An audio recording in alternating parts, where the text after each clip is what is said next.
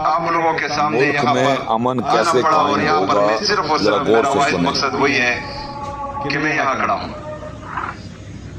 मेरे मुअज़्ज़ज़ वकला साहिबान,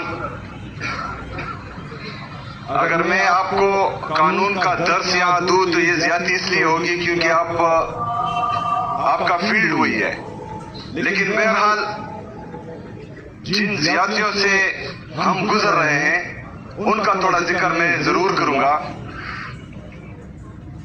26वीं आईनी तरमीम के जरिए जो हमारा ख्याल है कि अदालतों को मफलूज किया गया,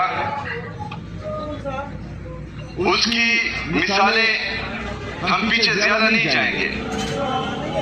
मैं एक सूबे का, आप सबका मुंतखब करदा वज़ीर आला, चाहे जिस भी पार्टी से हो, यहाँ पर हमारे